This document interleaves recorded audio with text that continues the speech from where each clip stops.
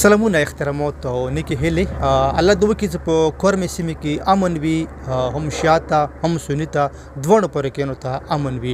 خو باید دواړو پرکین حکومت سره مرسته وکړي امن راوستلو کې مدد وکړي امن راوستلو دپاره هلې ځلې وکړي او دواړه فریقین داسې نه کېږي چې یو فریق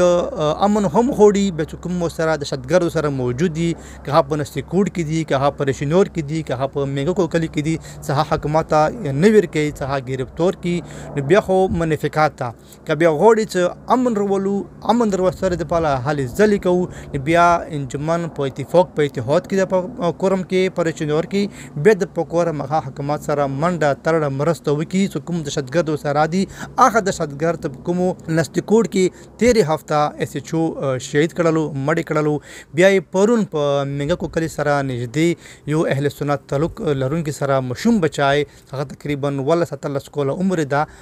مشوم ده غټ نه ده مشوم ده هغه بیګا ونیولو بیا یې هغه ډېر په ظلم سره بېدردۍ سره بیګا شهید کړی ده هغه نن لاش معلوم شولو نو اوس که مو امن غواړو په کور مو دواړو فرقین هم شیعه هم سني حکومت سره منډه ترړه مرسته وکړو که امن نه غواړو بیا خو لیات للي نه دی ویل په کور منافقات نه د کول په کور بیا خو په ښکاره به جنګ ده ته جنګ به کېږي نو میږکو کلي کې چې کوم غټ کسان دي ټروریست دي چې هغه حکومت مطلوب هم دي اف آی آر به هم ده ساجد حسین والد شمشیر حسین چې هغه منتي بلها اف آی آر درج دي حکومت نه نیسي حکومت بېبسه ده یا کمزوره ده یا امن نه غواړي که دا حکومت سیکورټي فورسز آی جي پولیس خیبر پښتونخوا انټیلیجنس ادارې کورم انتظامیه که امن غواړي بیا خو باید څه نستې کوټ کې چې کوم خلک مطلوب دي تهران توري هغه ګرفتار کړي چې کوم په لور کورم کې ورته مطلوب دي میږکو کلي کې یا په رشنور نستې کوټ کلي کې په کور څه دا خلک بیا ګرفتار کړي میږکو کلي کې چې کوم کسان دي قاید علي ده واجد حسین ده شفاعت ده ساجد حسین والد شمشیر حسین ده او بیګا چې کوم فایرینګ کړی ده سورس تر مخه ذرای تر مخه خلکو تر مخه څخه قاید حسین والد زینت علي کړی ده په علیم خان باندې څوک علیم خان چې کوم بیګا اغوا شو او د نن هغه لاش پیدا شولو هغه نن لاش پیدا شولو هغه په واجبنتې کلي کې په خلکو کې په کورم ضلع کې یو ورته بیا خوف ته تشویش ته چې امن ته بیا خطره ده اوسه پورې دا خلک ګرفتار نه شول دا یو سوال پیدا کېږي چې دا په کورم کې اوسه پورې د خلک یو څو کسان دي دا ګرفتار نه شول که دا ګرفتار شي نو ممکنه ده چې په علاقې کې امن راشي ویلې چې څو ورځونه موږ کوڅو نستې کوټ واقعه وشوله اپریشن نور نستې کوټ واقعه وشوله هغه نه ډلې تقریبا بشیر منتې هر شپه یو مزایل فایر کېږي ویلې چې هغه غواړي چې جنګ وشي که جنګ وشي نو بیا ممکنه ده چې کوم دا ټروریست کسان دي دا ګرفتار نه کړلی شي ویلې بیا حکومت مغه طرف ته ځي نه بیا خو به جنګ وي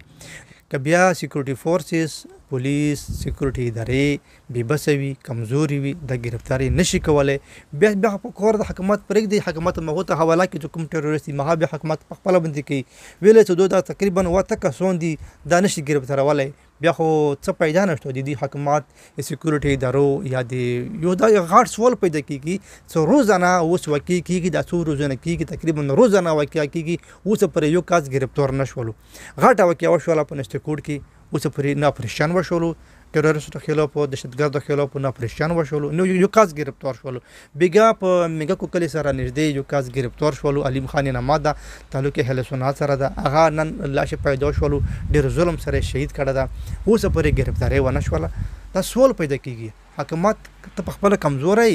یا ته ګرفتاري نه کول غواړي ته په خپله کمزوری بېبسه څه نشي کولی یا په علاقې کې امن نه غواړي دوی خبرې دي یا امن نه غواړي یا بېبسه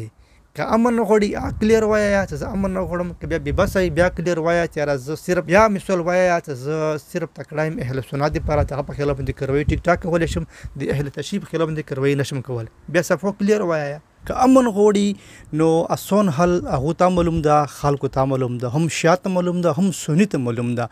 خو بدقسمتۍ نه په زنا ځایونو کې حکومت سیکورټي فورسز آرمي